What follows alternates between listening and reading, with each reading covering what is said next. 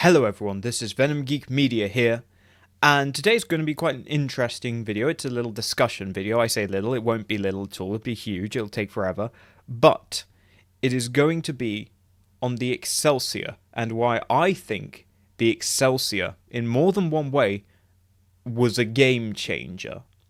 My main reason for really getting into it is it's just struck me, it's been 1 year since I made The Great Experiment episode of Wings of the Federation, which people loved, and that's a nice episode. I really enjoyed making it and getting into the Excelsior, and I've delved a lot more into the 23rd century since. I'm a TNG kid. I was raised watching Next Generation. Having gone back and looked at a lot of original series and movie era stuff, I'm much more comfortable with it now and have a better understanding of it. And I've also had more time to just reflect on the Excelsior and let my thoughts and opinions sort of mature a little bit. So this is why I'm deciding to sort of revisit the Excelsior and go into the detail of why it is a game changer, even if not everything about it panned out. So the first thing to bring up, and it's the most obvious, is the size of Excelsior. Excelsior is big. Very, very big. For the 23rd century, this is huge. Much, much bigger than the Constitution by a long way. Worth saying, it's not just in its length, and partially because on the length front, it is partially attributable to the nacelles. It has some very large nacelles, but it also has a lot of mass to it. I mean, that's the thing that really gets me about the Excelsior, is it has heft and mass to it, and that is really quite impressive. It's got a substantial level of bulk to it. And so one of the things that immediately jumps out to me is that it represents a very significant aesthetic change, going from the Constitution, which in both the refit and the original, Gene Roddenberry really was modelling that on a jet fighter. You can see that with the kind of spaced out dynamic shape. It feels very reminiscent of a jet fighter, and I think that was very deliberate. The Excelsior feels more like a ship, a boat that goes on the ocean sort of thing. You know, it feels much more like a ship, and it has that level of mass to it. You know, you have a look here at the side view, and it doesn't look too bad, but then you look at it from perhaps the front or the top, and suddenly you see the big difference in the Excelsior. So there's definitely a stylistic change there, and it's a move to that more massive design that we'll see particularly in Next Generation with the Galaxy class. So I think from just a production design standpoint, that's very interesting. But then also you have this new art style that is kind of encompassed in the Excelsior, this more Japanese-influenced art style. I don't know the name for it, but that sort of sleek, elegant lines, gentle curves, stuff like that. Whereas the Enterprise, the refit, feels very much like a 70s sports car in terms of, you know, those sweeping, sharp angles. You know, sort of thinking of like a 70s Lotus or Ferrari kind of look. You know, very angular. There is, at the very least, this aesthetic change that I think is very interesting, and I think set the tone for future art design within the Trek universe. So that's why I think it was a game changer aesthetically. It brought about mass. It made ships feel massive. The next thing to really also bring out in terms of size, again, is just how big it is for the 23rd century. So I mentioned its matchup against the Katinga. I saw a comment recently, I don't remember on which video it was. It might have been the Klingons Can't Win video, or it might have been something more recent than that. Maybe the Photon Torpedo video. But where someone was arguing that a Katinga stood a chance against an Excelsior. And it's like, well, a Katinga is about a match, roughly, for a Constitution. Roughly, and it depends on the quality. I stand by that. I know Resurrected Starships has gone off and said his own thing. Resurrected Starships and I have very different approaches to technology in the Trek universe.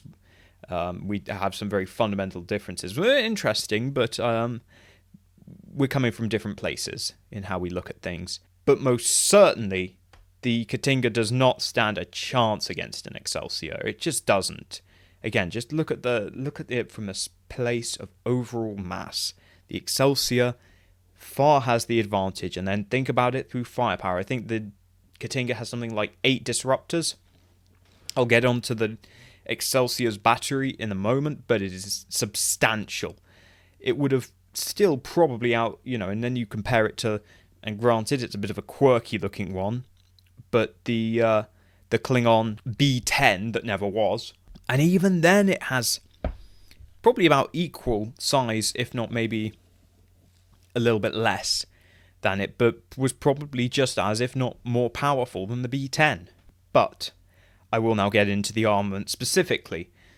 So, one thing that I've mentioned before is that the 23rd century Starfleet is very militant. I mean, look at it just in terms of its conduct, its uniforms, its approach and policy. This is a military force, first and foremost, before it is anything else. And the Excelsior was built as a fighting ship to fight and defeat the numerically superior Klingon fleet. So I'll now just go through the armament for you. So on the saucer section are 10 dual phaser batteries. So 10, technically, that's 20 separate turrets. That's a lot of firepower. That's only a little bit short of the Proxima. The Proxima had, I think, about 28 in total. But the Proxima is this giant lumbering battleship that can't go anywhere fast and that consumes a ridiculous amount of fuel. The Excelsior has none of these problems and still carries a sufficiently substantial firepower. I mean, this is the thing. With something like a Proxima, you can really heavily overgun the ship and make it just terrifyingly powerful. But you've got it to such a place where it can't go anywhere or do anything really effectively. The Excelsior is still lean enough to get out and be of use in what is a very mobile combat environment, whilst also having enough firepower to basically destroy anything it encounters. Then in terms of the secondary battery, on the engineering hull you have a total of 7 phaser turrets. So altogether you're looking at 20 plus 7, 27 phaser turrets. So actually only one less than the Proxima, and well dispersed across the Excelsior's hull. Unlike the Proxima, which has them all on the saucer. It has the batteries stacked up on the saucer. That's a very, very respectable firepower, and it is going to allow the Excelsior to engage pretty much anything. It also covers for one of the weak spots the Constitution has. Constitution from behind is very, very vulnerable. If you can get behind it, you've got them. But you have to get behind a Constitution, and Constitutions are pretty handy. So that's just its phaser battery.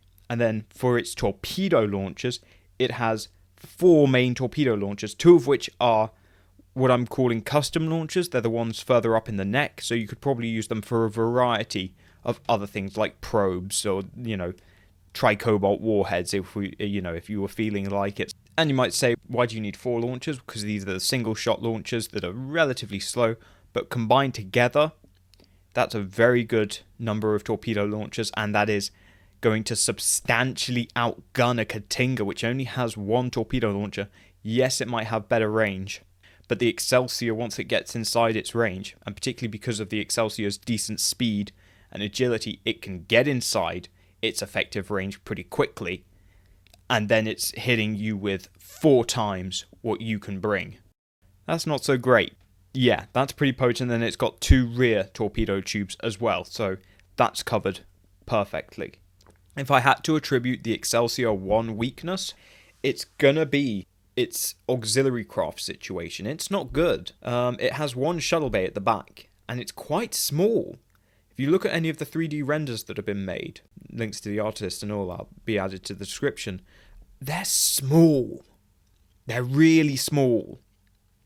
It's only a little bit bigger than that of the Constitution refit, and given that your ship is a lot bigger than a Constitution refit, you should be aiming a little bit higher. So that is definitely a real weakness of the Excelsior, is the The shuttle bay seems almost a forgotten thing left at the very end of the ship. It's the least accessible part of the ship. It is the most remote thing on the entire vessel.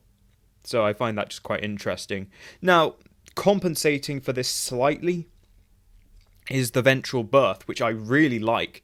It reminds me of the Albion class assault ship. We have this ship called the Albion class assault ship in Britain, which is this amphibious assault ship, carries Royal Marines and landing craft, and it carries them in this big internal dock, basically. And when it wants to launch them, the ship will fill up ballast tanks, and the entire ship tilts a little bit, tilts back, and opens and creates a little dock for the landing craft to come and go. Really cool ship. It's a really, really cool ship. And it's nice to see a similar sort of thing in Starfleet ships.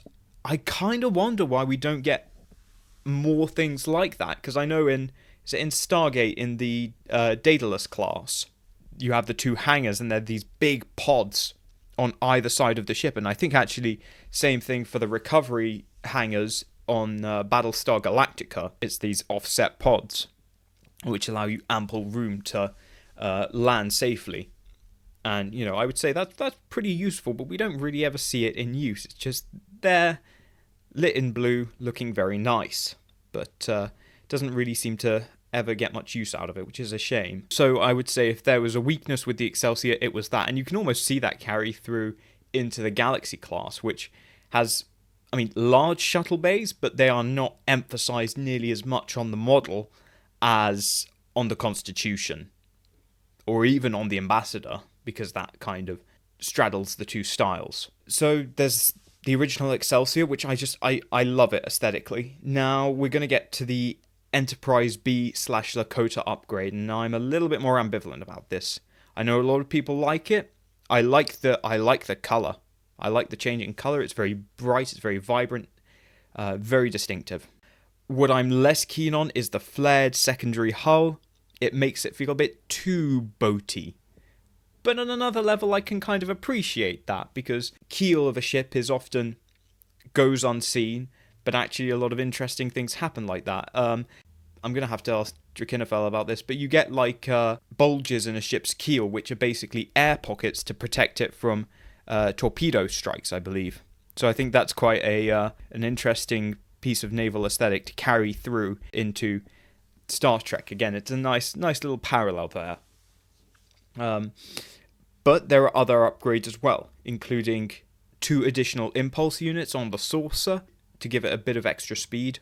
Again, you could use them on the engineering hull, but there's also not much space for them, so I see why they put them on the Saucer. And I have theories as to why they used that on this particular model and didn't apply this universally across all Excelsiors. And of course you have the Buzzard type ram scoops. They're glowing blue in this instance, but again it's a nice lead in to Next Generation and that style, because the ram scoops in the movies for the Constitution refit are just black, which are nice. They fit the style very well, but it's nice to see them start to light up again. It shows progression. So on the matter of the flared engineering hull, so supposedly this was to accommodate additional scientific facilities for long-range exploration. I'm going to call BS on that one, because this is not the 24th century Starfleet we're dealing with. This is the 23rd century Starfleet. This is the 23rd century Starfleet that stole a Romulan cloaking device in a Black Op. What could you put there? Why would you need additional space? What kind of component on a ship requires additional space or provision? That would maybe be, a cloaking device. Cloaking devices weren't banned until the Treaty of Algeron, which is 2311, which is still some 20 years away after the Excelsior launches. Those Excelsior Type 2s, those are all probably carrying cloaking devices. Now imagine that in the 2290s, particularly if you're just in command of a Klingon battlecruiser. There are Excelsiors out there, and they've got cloaking devices. You're going to think twice before, invading Federation space, or at least that was the plan.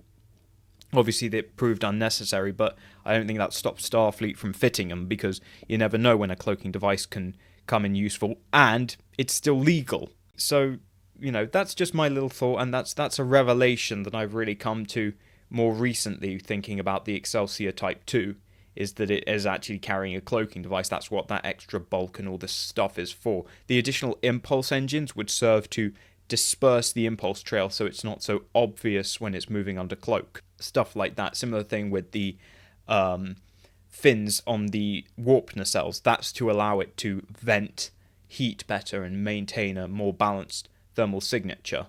So let's look at the matchups. So against the Katinga, the Excelsior, as I've said previously, has an easy win. No question. No question.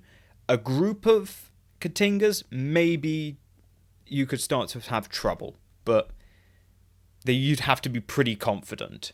And if the Excelsior captain knows what he's doing, he's still going to have the advantage. He's still got twice the firepower of both of you. Against the L-39, which was a Klingon battleship of types, it wasn't a particularly powerful battleship. It was more meant as a long-range battle cruiser, but it had more range and a little bit more firepower than a Katinga. Excelsior is still going to have the advantage. L-39 was really it was not exactly what the Klingons wanted. What the Klingons wanted was a B-10, and that was going to put them in the lead, but they never got it, so they remained behind with something like the L-39, which again has a better matchup, and two L-39s against the Excelsior. Yeah, Excelsior's in trouble.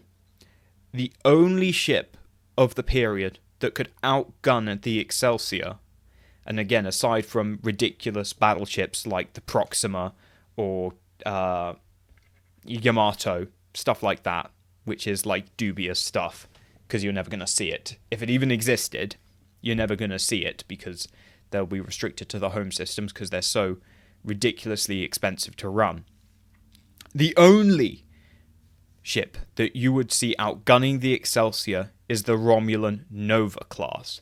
The Romulan Nova class is a monster, and again, if you look at it in terms of bulk, I mentioned that Excelsior bulked out the look of Federation ships. Well, look at the bulk of a Nova class.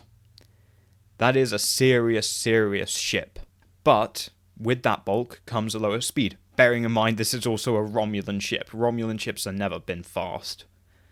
So the Excelsior can probably get away if he's smart about it. That's certainly the most interesting matchup. In terms of the Klingons matching the Excelsior with something, it wouldn't really be until the Camarag comes round that they have something that sort of matches the Excelsior. Even then, it's lighter, it's slightly weaker, and it wasn't nearly upgraded as much as the Excelsior was. And it came out, frankly, 30 years too late. The Excelsior maintained a substantial advantage over early Cardassian ships in the border war, but it would be matched by the Ekor. The Ekor had equal, if not slightly superior firepower, 18 spiral wave disruptors across its surface. Again, much like the Nova, it wasn't quite as fast as the Excelsior, so you could sort of evade a fight if you needed to. And there were other problems, obviously, of lower speeds and, overall weaker overall tech. With the Ekor, which would keep it from really overtaking the Excelsior, it wouldn't really be until the Cardassians launched the Galor and the Klingons the Vocha that the Excelsior is well and truly succeeded by newer and more capable vessels of other powers.